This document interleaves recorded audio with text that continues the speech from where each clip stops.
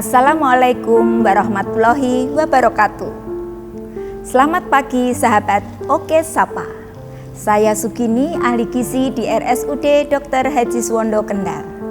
Marhaban ya Ramadan. Alhamdulillahirabbil alamin, kita telah dipertemukan kembali di Ramadan tahun ini.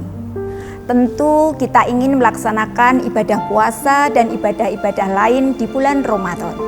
Oleh karena itu, kita membutuhkan badan yang sehat dan bugar. Nah, pada kesempatan kali ini kita akan bahas bagaimana kita atur asupan makan kita agar tubuh kita tetap sehat dan bugar selama bulan puasa. Pada prinsipnya, mengatur asupan makan adalah mencukupi kebutuhan gizi kita selama bulan puasa. Tidak boleh lebih dan tidak boleh kurang. Mengapa? Kalau kurang, tubuh kita akan letih, lesu, dan tidak berdaya, sehingga selama bulan puasa kita tidak bisa melaksanakan aktivitas. Tetapi kalau berlebih, itu akan muncul masalah baru, seperti obesitas, hipertensi, kemudian kolesterolnya tambah tinggi, dan asam uratnya juga bisa lebih tinggi lagi. Itu masalah baru. Bagaimana kita mengatur asupan makan kita selama bulan puasa? Adalah yang pertama, kita identifikasi dulu aktivitas kita selama bulan puasa, apakah sama ataukah menurun dengan sebelum puasa. Tentu kalau aktivitas kita selama bulan puasa menurun, maka asupan kita harus disesuaikan. Nah, kemudian apa yang harus kita konsumsi? Adalah makanan yang sehat, artinya makanan yang tidak mengandung bahan pengawet, tidak merugikan kesehatan, ya, seperti borak, seperti pemanis, pengawet, pengenyal, dan lain sebagainya. Kemudian kita juga makan yang beragam. Jangan pilih-pilih makanan, karena tidak ada satupun makanan yang mengandung seluruh zat gizi yang kita butuhkan. Dan yang tentu kita harus makan yang bergizi secara berimbang, yaitu kita harus makan sesuai dengan isi piringku. Yaitu separuh dari porsi makan kita adalah berisi sayuran dan buah. Baru seperempatnya adalah lauk hewani dan nabati, kemudian seperempatnya baru sumber karbohidrat atau makanan pokok. Selanjutnya, asuplah cairan yang cukup agar selama puasa kita tidak dehidrasi, yaitu sekitar 8 sampai 10 gelas air atau 2 sampai 2,5 liter. Juga kita perlu mengkonsumsi serat yang lebih banyak dari biasanya agar selama puasa kita bisa lebih kenyang lebih lama lagi. Yaitu kita bisa mengkonsumsi 200 sampai 300 gram buah dan 200 sampai 300 gram sayuran. Selain itu, kita harus juga mengendalikan konsumsi kita akan gula, garam, dan minyak. Dalam satu hari, gula itu tidak boleh lebih dari 4 sendok.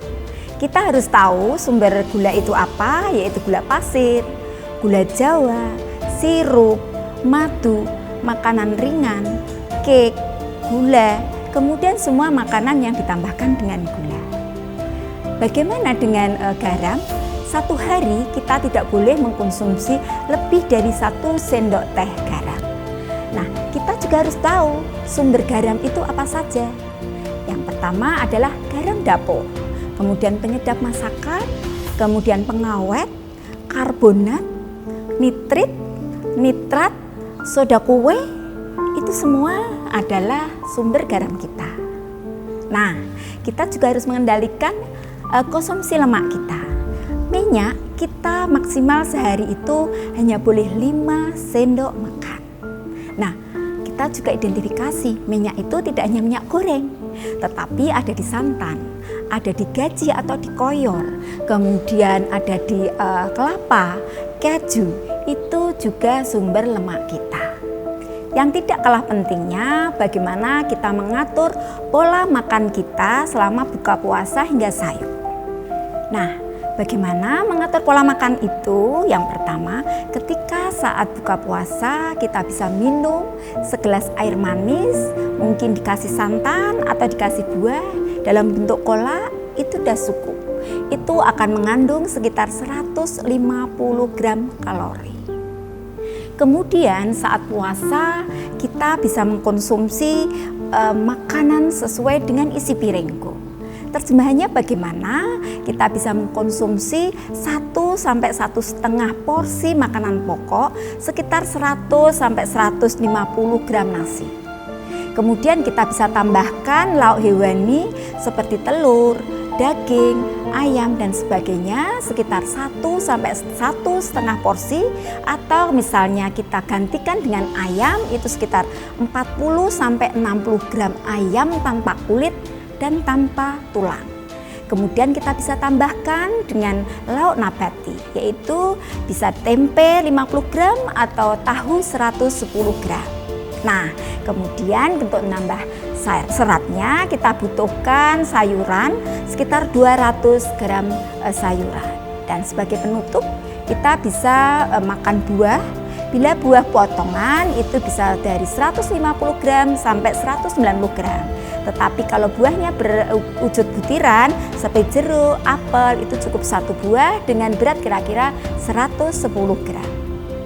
Nah, setelah kita buka, kita akan melaksanakan ibadah sholat isya dan taraweh. Nah, setelah sholat taraweh kita bisa makan makanan selingan, yaitu bisa berupa minuman manis atau kue manis. Yang penting kandungannya adalah 1 penukar gula, 1 penukar lemak, dan 1 penukar protein. Itu bisa masih kita konsumsi sebagai makanan selingan. Nah, bagaimana makanan sahur kita? Kita bisa mengkonsumsi porsi makanan sahur kita sama dengan makanan ketika kita makan buka. Demikian Sobat Oke Sapa pembahasan kita kali ini. Semoga bermanfaat. Selamat menjalankan ibadah puasa. Mohon maaf lahir dan batin. Nantikan episode Oke Sapa selanjutnya. Stay safe, stay healthy, stay happy. Salam Oke Sapa.